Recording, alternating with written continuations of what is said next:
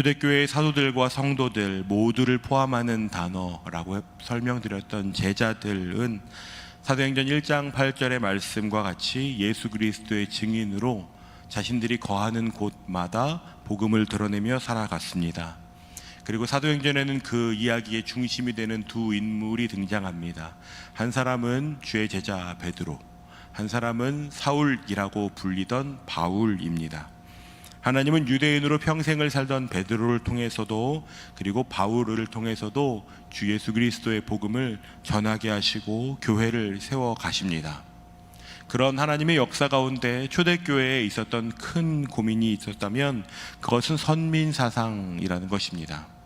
우리 유대 민족은 하나님께서 선택하신 특별한 민족이야, 다른 어떤 이방인들과는 비교할 수 없는 특별함이 우리에겐 있다 라고 하는 아주 뿌리 깊은 자의식이 그들에게는 지금도 있습니다. 유대인들에게는 여전히 우리는 하나님의 선택받은 민족이라고 하는 것이 그들의 가장 큰 자랑입니다. 그런데 예수님께서는 분명히 이 유대 사람들이 보기에는 좀 연약하고 미성숙하다고 여겨지는 사람들, 요즘은 그렇게 생각하지 않지만 성경이 쓰여질 당시만 해도 어린 아이들은 미성숙한 존재들이었습니다. 여인들도 그렇게 여겨질 때가 있었습니다. 그리고 병든 사람들, 가난한 사람들, 이런 사람들은 죄 때문에 벌을 받은 것이라고 여기는 사회적인 이해가 있었던 때입니다. 심지어 이방 사람들, 외국 사람들은 더할 것도 없었습니다. 예수님은 분명 그들과 함께 먹고 마시며 시간을 보내고 가르치셨고 어린아이들을 내게로 오는 것을 금하지 말라고 말씀하셨지만 그럼에도 불구하고 여전히 제자들에게는 나는 예수님이 아니니까 라고 하는 현실의 벽이 아주 높게 느껴졌던 것이 사실입니다. 매일 묵상하시는 분들은 잘 따라오고 계시겠지만 사도행전 8장부터 11장까지를 짧게 설명드리면 사도행전 8장의 빌립을 통해서 하나님께서는 사마리아에 있는 사람들에게 복음을 전하시고 에디오피아와 여왕의 국고를 맡았던 네시가 세례를 받는 일이 기록되어 있습니다. 빌립은 이후에 가사와 요빠라고 하는 이 지역의 중간 도시, 사진을 한번 보여주시면 그 중간 도시의 지점에 지금 저 오른편에 있는 해안에, 여러분이 보실 때는 왼편이겠군요, 해안에 있는 그 도시들을 다니면서 아소도에서 가이사랴에 이르기까지 복음을 전하는 삶을 살았습니다. 그리고 9장에는 베드로가 루따라는 지역에 방문해서 중풍병 걸린 여인을 고치는 일, 루따와 사론에 사는 사람들도 구원을 받는 일, 더 나아가서 요빠라는 곳에는 죽었던 여제자 다비다를 살리는 사건, 그리고 무두장이 시몬의 집에 거하는 일. 유대인들에게는 이 무두장이 오늘말로 말하면 가죽 공예하는 사람, 이 사람은 율법과 장로들의 규례에 의해서 부정한 사람으로 여겨지던 존재였습니다. 그런데 베드로가 하나님께서 자신을 만들어 가시는 것을 경험하면서 그가 점차 마음을 열어가는 일, 10장에서는 이탈리아 군인 들어보셨죠? 고넬리우스라고 하는 이름을 가진 장교입니다. 이 장교와 그의 가족들, 그리고 그와 함께 몰려든 사람들이 모두 세례를 받고 성령의 충만함을 경험하게 되는 일, 이러한 일들을 겪게 됩니다. 이 사건은 아마 우리는 이것을 그냥 이야기로 복음이 전해지고 있구나라고 여기겠지만 당시에는 오순절 성령 강림 사건보다 어쩌면 더 충격적인 사건으로 여겨졌을 겁니다. 사마리아는 그래도 유대 땅이었으니까, 이스라엘 지역이니까 그곳에 복음이 전해지는 건 그래, 그럴 수 있지라고 생각할지 몰라도 지금 유대 민족을 억압하고 있는 로마의 군인, 그 백부장이라고 하는 높은 직책을 가진 군인과 그의 가족들이 성령을 받았다고 하는 것은 이해하기가 아주 어려운 일이었을 것입니다. 근데 베드로가 자신이 본 환상과 자신이 겪은 것을 설명하면서 하나님께서 모든 것을 정결하게 하셨다라고 설명하자 사람들이 이렇게 고백합니다. 사도행전 11장 18절, 오늘 묵상 본문의 맨 마지막에 있는 구절인데 한번 같이 읽어볼까요? 사도행전 11장 18절입니다. 그들이 이 말을 듣고 잠잠하여 하나님께 영광을 돌려 이르되 그러면 하나님께서 이방인에게도 생명 얻는 회개를 주셨도다 하니라. 이제 이렇게 고백할 수밖에 없는 것입니다. 그것이 눈에 보이는 것이죠. 우리가 부인할 수가 없겠다. 하나님께서 이제는 이방인에게도 생명 얻는 회개를 허락해 주셨구나. 하나님은 이 일을 이루시기 위해서 아주 오랫동안 베드로를 준비시키시고 바울을 준비시키시고 하나님의 사람들, 제자들을 사용하고 계시는 것입니다. 그러니까 이 모든 일은 하나님의 통치 아래서 이루어지고 있는 것이죠. 많은 시간이 필요하고 사람들은 이스라엘 민족이 하나님의 선택받은 민족이라고 하는 뿌리 깊은 생각 속에 잠식되어 있을 때 하나님은 여전히 하나님의 일을 이루어가고 계시는 중이신 것입니다. 그리고 나서 등장하는 본문이 오늘 저희가 읽은 19절입니다. 19절 말씀을 함께 한번 읽어보겠습니다.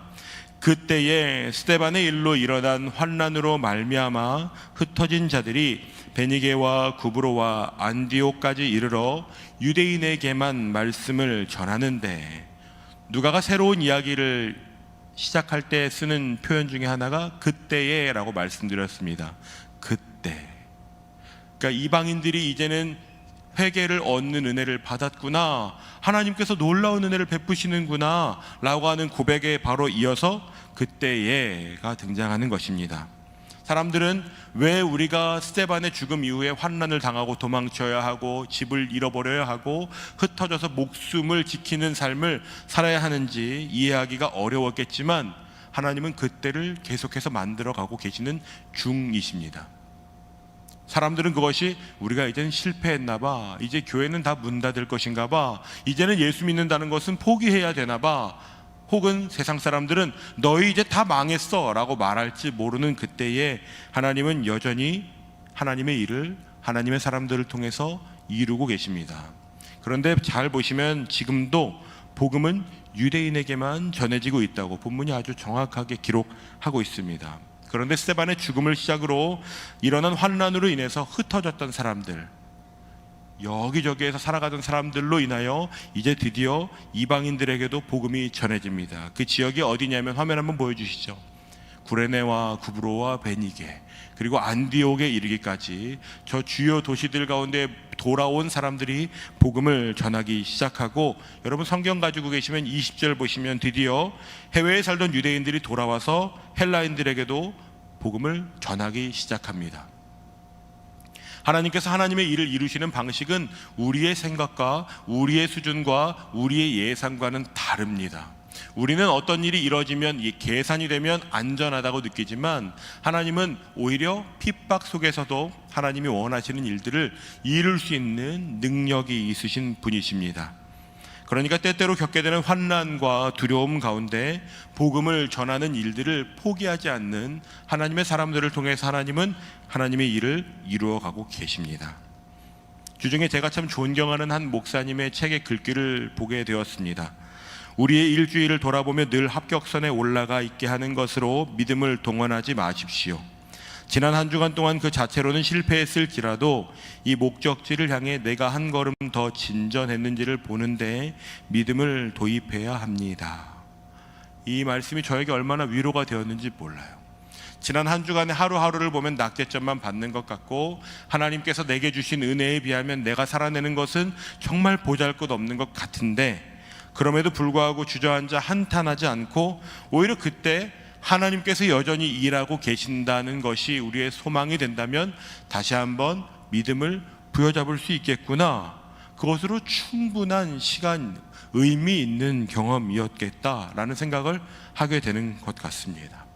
초대교회에도 여러 환난과 핍박과 공동체 안의 갈등과 어려움들이 있었지만 하나님은 이것들을 한데 모아서 누가의 표현에 따라 그때를 만들어내시는 분이십니다. 스데반이라고 하는 초대교회의 지도자가 목숨을 잃고 나서 교회는 흩어졌고 두려움을 얻게 되었고 많은 사람들이 예상치 못한 곳으로 가게 되었습니다. 상황만 보면 그것은 실패가 맞고 뒷걸음질 치는 것이 맞습니다. 누군가는 그렇게 말할지 모르죠. 자리를 지켜서 복음을 지키며 싸워야지. 그런데 하나님께서는 그것만 가지고 일하시는 분은 아니십니다. 오히려 실패와 후퇴같이 보이는 상황 속에 그들은 복음을 들고 다른 지역으로 흩어졌고 그 가운데 안디옥에까지 복음이 전해지게 하시는 것입니다. 당시의 이 안디옥은 로마 알렉산드리아에 이어서 제3의 도시라고 불리던 곳, 철학과 수사학과 의학의 본거지라고 불리는 곳이었습니다. 아주 유명한 도서관도 있었습니다. 많은 유대 사람들이 그곳에 살고 있었습니다. 그러니까 교회를 향한, 성도를 향한 박해가 세상의 눈으로는 박해로 보였고 세상의 눈으로는 다 망해가는 것 같아 보였지만, 하나님은 오히려 그 일들을 끝에 안디옥이라는 도시에 복음이 전해지는 일을 이루시는 것입니다. 21절 말씀을 함께 한번 보겠습니다. 함께 읽어봅시다. 주의 손이 그들과 함께 하심에 수많은 사람들이 믿고 주께 돌아오더라. 저는 이 구절이 너무 좋았습니다. 주의 손이 그들과 함께 하심에, 공동 번역으로는 주의 손이 그들을 돌보셔서라고 되어 있습니다. 그러니까 이 흩어졌던 사람들이 함께 모이는 과정 가운데 주님이 손을 펴서 그들을 감싸 안고 계신다는 것입니다. 그들은 두려워하고 여전히 어떤 일이 벌어질지 불투명한 상황에 놓여 있지만 예수 그리스도께서 손을 넓게 펴서 성도들을 돌보시고 계신다는 것이 저에게 너무 큰 위로가 되었습니다. 그리고 구절을 묵상해 보면서 이것은 또 다른 의미가 있구나라는 걸 알게 되었습니다. 주의 손이 그들과 함께 하심에 라는 것은 주님이 우리를 돌보시고 계신다는 의미도 되지만, 조금 더 살펴보면 우리가 주님의 손이 되는 것도 의미합니다. 주님께서 내 손을 끌어당기셔서 주님의 손을 나를 통하여 사용하시고 계시는구나. 그러니까 얼마나 이 놀라운 은혜가 하나님께서 우리와 함께 하시고 계시는 것임을 알게 하는지, 이것이 동력입니다. 여러분, 손을 한번, 두 손을 맞잡아 보시겠어요? 한 손이 주님의 손, 한 손이 내 손이라면 이것이 하나가 되어 움직이는 것이 동력입니다. 예수님께서는 혼자 충분히 하실 수 있지만 굳이 그것을, 불편한 방법을 선택하십니다. 그것은 우리를 통하여 함께 하시는 것입니다. 하나님께서는 태초부터 아담을 지으신 그때부터 사람과 함께하는 것을 기뻐하셨습니다. 이 백성은 내가 나를 위하여 지었나니 나를 찬송하게 하려 함이라고, 하나님께서 우리와 함께 동역하시는 것을 통해서 우리는 실패하고 때론 넘어지고 하나님이 주시는 은혜보다 내가 살아내는 것 비교할 수 없이 연약해 보이는데, 하나님은 그럼에도 몸부림치는 우리의 몸부림을 찬송으로 여기시는 분이십니다. 내 도움이 전혀 필요하지 않은데 먼지 같은 내 도움 하나가 얹어지는 것을 가지고 기뻐하시는 분이십니다. 그 하나님의 놀라운 은혜가 오늘 예배하는 모든 분들 가운데 가득하시기를 축원드립니다. 당시에 그리스도인 공동체를 상징하던 곳은 예루살렘 교회입니다. 이 예루살렘 교회는 빌립이 사마리아의 복음을 전할 때 베드로와 요한을 그곳에 보낸 적이 있습니다. 그리고 오늘 본문에서도 사도들 중에 한 사람이 아니라 바나바라고 하는 사람을 그 지역에 보냅니다. 그는 디아스포라 출신, 특히 안디옥 출신의 사람이었습니다. 이 바나바라고 하는 이름은 위로의 아들이라는 뜻이죠. 성경은 그 사람을 너무 착한 사람으로, 정말 신실한 사람으로 그립니다.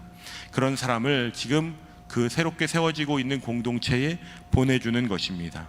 예루살렘 교회가 지금 안디옥에서 일어나고 있는 일들을 우리가 전적으로 지지한다고 그렇게 말을 해주고 있는 것이죠. 참 아름답지 않습니까? 인도팀의 서홍진 목사님이 영상을 보내주셨어요. 보신 분들이 혹시 계신지 모르겠어요. 그 영상을 보면서 저도 동역하는 것이 이런 것이구나. 여러분, 선교지에 가서 영상을 찍어서 자막을 넣어가지고 편집을, 아마 영범이가 고생을 했겠죠, 해서 보낸다는 게 쉽지 않습니다. 그런데도 그것을 보내주고 나눠주고 기도하고 동역하는 것, 마치 그런 것처럼 지금 예루살렘 교회가 바나바라고 하는 사람을 일부러 안디옥 지역에 보내주는 것입니다. 그리고 나서 교회는 그로 인해서 큰 권면과 위로를 받게 되는 것이죠. 25절과 26절을 함께 읽어보겠습니다. 바나바가 사울을 찾으러 다소에 가서 만남에 안디옥에 데리고 와서 둘이 교회에 1년간 모여 있어 큰 무리를 가르쳤고, 제자들이 안디옥에서 비로소 그리스도인이라 일컬음을 받게 되었더라.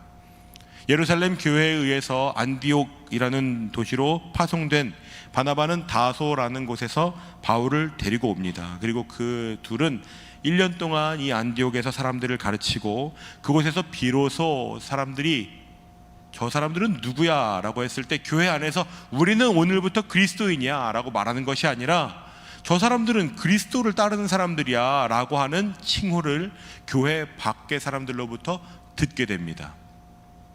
사람들은 아마 이것을 당시에 너 헤롯 땅이지 라고 하는 표현과 같은 느낌으로 썼을 것입니다. 너 헤롯을 따르는 사람들이지 라는 말, 그러니까 그리스도 당이지 라고 말했을 거예요. 쟤네들은 그리스도를 따르는 사람들. 그런데 정말 그 호칭 그대로 초대교회 성도들은 그리스도를 따르는 사람들로 살아갑니다. 예수님이 어떻게 사셨는지, 예수님이 누구와 어떻게 관계를 맺고 예수님이 가르치셨던 말씀은 무엇이었는지 그것을 기준 삼아 살아가는 것입니다. 이탈리아 군인이었던 고넬료와 그의 가족들이 회심하고 세례를 받고 성령을 받는 경험이 기록되었음에도 교회 안에는 여전한 벽이 있습니다. 유대인과 이방인이라고 하는 아주 높은 벽, 누가 쉽게 넘어설 수 없는 벽. 심지어 베드로가 이방인에게 복음을 전했다는 이야기가 전해지니까 교회가 발칵 뒤집어집니다. 어떻게 그런 일을 할 수 있냐고. 그러니까 이 벽은 정말 높은 벽이었습니다. 누가는 사도행전에서 제자라고 하는 표현을 일부러 끄집어냅니다. 다른 출신 성분, 다른 경험, 다른 국적, 다른 성향을 모두 다 넘어설 수 있는 아주 포괄적인 단어를 새롭게 만들어낸 것이죠. 그래서 이 단어에는 그 누구도 빠질 수 없는 제자라고 하는 단어를 쓰고 있음에도 불구하고 여전히 이들에게는 현실적인 벽이 아주 높습니다. 사도 바울은 이렇게 이야기했습니다. 고린도전서 12장 13절 말씀에 보면 우리가 유대인이나 헬라인이나 종이나 자유인이나 다 한 성령으로 세례를 받아 한 몸이 되었고 또 다 한 성령을 마시게 하셨느니라. 사도 바울이 이렇게 말할 수밖에 없는 이유가 무엇이겠습니까? 여전히 사람들에게는 유대인이나 헬라인이나 종이나 자유인이라고 하는 구분이 있는 것입니다. 그런데 예수께서 이 모든 것을 무너뜨리셨다라고 말하고 있는 것이죠. 예수님께서 이 땅에 오셔서 한 일이 바로 이것입니다. 사람들이 만들어 놓은 온갖 차별, 구분, 선, 다른 것, 벽, 장벽, 장애물들을 예수님께서는 친히 허무는 일을 하셨습니다. 그런 예수님의 죽으심과 부활을 그리고 승천하시는 것을 봤는데도 여전히 예수 믿는 사람들이 쉽게 넘어설 수 없는 벽이 있죠. 아마 그 벽들 중에 대부분은 당시 성도들이 태어나기 이전부터 사회적으로, 문화적으로, 역사적으로, 정치적으로 존재하던 벽들일 겁니다. 그러니까 내가 혼자 마음 먹는다고 해서 나는 이제 그거 무시할 거야 라고 한다고 해서 무시되는 것이 결코 아닌 것이죠. 그리스도인이라고 하는 호칭은 여러분 이 모든 것을 넘어서는 것인데 그것이 참 쉽지 않은 현실을 살아갔던 사람들이 오늘 본문 속에 담겨 있는 것입니다. 오늘을 살아가는 그리스도인들이라고 하는 저와 여러분에게도 이런 벽들이 있는 것이 아닌가 하는 생각을 곰곰이 해보게 되었습니다. 아니면 더 나아가서 나 또한 새로운 벽을 열심히 만들고 있는 건 아닌가? 누군가가 목숨 바쳐서 무너뜨리고 없애고 한 것을 다시 주섬주섬 주워 담아 벽을 만들고 그건 아니야, 이건 맞아 하고 있는 것은 아닌가라는 생각을 해보게 되었습니다. 출신 지역이나 학벌이나 직장이나 생활 수준이나 거주 형태나 정치 성향이나 신앙에 있어서도 이건 저 사람하고는 절대 못해, 그런 게 있지는 않으신지 여러분에게도 묻고 싶습니다. 예수께서 분명 무너뜨리신 것이고 이미 초대교회 성도들도 다 알고 있지만 넘어서기가 쉽지 않은 그 벽이 지금 무너져 가고 있는 이야기가 오늘 저희가 묵상하고 함께 읽고 있는 본문의 이야기입니다. 저는 이번 주간에 말씀을 묵상하면서 베드로가 이방인들에게 복음이 전해지는 이 일, 이걸 얼마나 어려워했을까를 생각해 보니까 이게 그냥 단순한 벽 정도가 아니었겠다라는 생각을 하게 되었습니다. 오히려 사람이 몸을 내던지기가 어려워 보이는 강이나 우리가 어떤 높은 산을 볼 때 저 산은 정말 어떻게 넘을 수 있을까 하는 경외심이 드는 정도의 그런 아무도 극복해 본 적 없는 장벽과 같은 그런 것처럼 느껴지진 않았을까 하는 생각을 해보면서 저에게도 그런 장벽이 많이 있다는 것을 묵상해 보게 되었습니다. 넘을 수 없는 정도가 아니라 난 이건 포기해야지, 난 이건 못하는 거야, 난 이렇게는 잘 못하겠다, 그렇게 포기해버린 수많은 강줄기들이 제게 막 생각이 났습니다. 겁이 나서 발을 디뎌볼 생각도 안 하죠. 도전을 안 해본 것은 아니지만 그 끝에 성공적이지 않았던 기억들이 저를 주저하게 하는 그런 생각들이 많이 들었습니다. 실패해본 경험이 너무 많고 제 한계를 느끼게 되면서 마음이 괜히 좀 울적해지는 것 같았어요. 그런데 사도행전 본문 속에서 그 벽들을, 그 장애물들을 넘어가게 하시는 주체가 베드로가 아니라는 것을 깨닫고 그 안에 소망을 보게 되었습니다. 그 벽을 넘어서는 주체는 베드로나 사울이나 바나바가 아닙니다. 그것은 이 모든 일을 통치하고 계시는 하나님이십니다.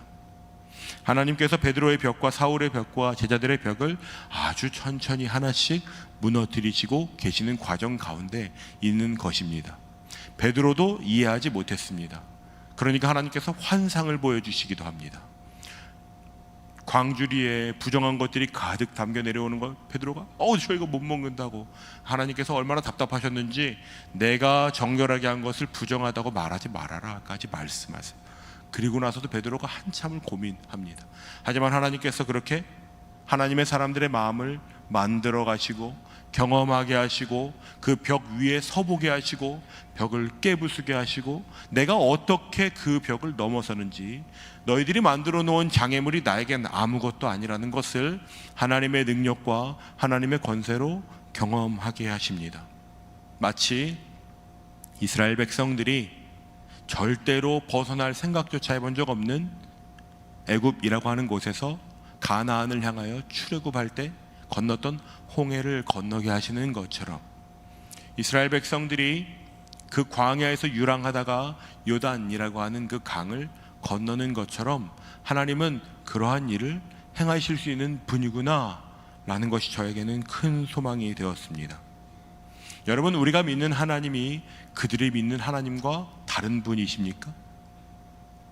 성경 안에서 역사하시는 그 하나님이 저와 여러분의 하나님이시라면 그들이 그 벽을 넘어서는 삶을 하나님의 은혜 가운데, 하나님의 능력 가운데, 하나님을 믿는 믿음 안에 살아냈던 것처럼 우리도 포기하지 않고 살아낼 수 있기를 소망합니다. 우리 주 예수 그리스도께서 우리에게 있는 수많은 장애물들을 하나하나 허물어내는 과정 가운데 계시다면 여러분, 저항하지 마시고 그 장애물들이 무너질 때 그곳에 머물며 돌파해내는 그 믿음이 우리 가운데 드러내면 정말 좋겠습니다. 베드로가 이방인들에게 복음을 전하듯이 사울이 바울이 되어서 예수 그리스도를 수많은 이방인들과 왕들에게 선포하듯이 본문 가운데 유대인에게만 전해지던 이 복음이 비로소 헬라인들에게도 전해지고 예수 믿지 않는 사람들이 그들을 보면서 너희들이 정말 그리스도를 따르는 사람들이구나 라고 말할 만큼 그들의 삶에 그 놀라운 변화가 있었던 이 변화가 저 여러분 가운데에도 가득한 일이 되면 정말 좋겠습니다. 오늘날 예수를 믿는다는 것은 그런 것입니다. 세상이 말할 때 안 되는 거야, 그건 안 돼, 그건 이젠 안 되는 거야, 이미 물 건너간 일이야, 내가 해봤다니까 라고 말할 때 하나님께서 그것을 해결할 수 있는 분이라는 믿음, 그 믿음을 가지고 그 삶의 여정 가운데 우리에게 만나게 되는 벽을 돌파해내는 경험, 그것을 통해서 예수 믿는 사람들은 이렇게 사는 것이구나, 예수님을 따르는 사람들은 저런 거구나, 그리스도에는 저렇게 사는 것이구나 라는 것을 통해서 하나님의 영광을, 하나님을 모르는 자들이 보게 되는 것, 듣게 되는 것, 그로 인해 예수 그리스도의 손과 발이 여전히 역사하고 계시는구나 라는 것이 드러나는 것이, 그것이 오늘 우리가 살아가는 이유입니다. 에베소서 2장 13절부터 20절까지의 말씀을 화면으로 좀 띄워드리겠습니다. 에베소서에서 바울은 이렇게 이야기합니다. 전에는 멀리 있던 너희가 그리스도 예수 안에서 가깝게 되었고 예수께서는 우리의 화평이 되십니다. 둘로 하나를 만드사 원수된 것 곧 중간에 막힌 담을 자기 육체로 허시고 법조문으로 된 계명의 율법을 폐하셨고 이 둘로 자기 안에서 한 세 사람을 지어 화평하게 하셨다고. 십자가로 이 둘을 한 몸으로 하나님과 화목하게 하려 하심이라. 원수된 것을 십자가로 소멸하시고, 다음 페이지 보여주시죠. 또 오셔서 먼 데 있는 먼데 있는 너희 누군지 아십니까? 저희입니다. 저희. 하나님께서 그 평안을 우리에게도 전하셔서 우리들이 한 성령 안에서 아버지께 나아가게 하신다고. 우리 19절과 20절 말씀을 함께 큰 목소리로 읽어볼까요? 그러므로 이제부터 너희는 외인도 아니요 나그네도 아니요 오직 성도들과 동일한 시민이요 하나님의 권속이라. 너희는 사도들과 선지자들의 터 위에 세우심을 입은 자라. 그리스도 예수께서 친히 모퉁이 돌이 되셨느니라. 아멘. 예수께서 무너뜨리신 이 담을 하나님께서는 한 번도 새롭게 세우신 적이 없습니다. 우리에겐 이 담이 이미 다 무너진 것입니다. 여러분 오른손을 한번 여러분 눈앞에 들어보시겠습니까? 여러분의 손에 지금 한 장의 벽돌이 들려 있다면 여러분은 이 벽돌로 무엇을 하시겠습니까? 이미 존재하는 수많은 벽들에 또 하나의 벽돌을 쌓으시겠습니까? 아니면 사람들이 저기는 건널 수 없는 강이야, 저기는 안 된다니까 라고 말하는 곳에 여러분에게 허락된 하나의 벽돌을 기꺼이 내던져서 언젠가 그 강이 메워지는 삶을 살아보시지 않겠습니까? 하나님께서 우리에게 원하시는 삶이 무엇인지 여러분 한번 깊이 고민해 보시며 나아가시면 좋겠습니다. 예수께서는 둘이 되었던 것을 친히 자신의 육체로 하나가 되게 하셨습니다. 모든 담을 다 허무셨습니다. 그분이 우리가 믿는 주님이시라면 우리에게 있는 수많은 담과 수많은 장애물들을 기꺼이 내 삶을 들여 무너뜨리는 예수의 사역에 동참하는 저와 여러분들이 되시기를 주님의 이름으로 축복합니다. 우리 함께 이 찬양의 가사를 좀 기억하면서 함께 찬양하며 결단하고 기도하는 시간을 가지고 싶습니다. 예수님께서 어떤 삶을 살아가셨나? 예수님께서 늘 확실하고 안전하고 예상이 되는 삶을 살아가셨다고 오해하지 마십시오. 예수님께서도 불확실함 가운데 아버지의 말씀을 따르는 길을 날마다 사셨습니다. 우리 이 찬양을 같이 고백할 때 찬양을 잔잔하게 부를 겁니다. 하지만 우리의 찬양의 고백을 정말 우리가 드릴 수 있는 큰 음성으로 하나님께서 들으실 수밖에 없는 삶의 고백을 담은 가사로 함께 노래하면 좋겠습니다. 함께 노래합시다. 안개 속에서.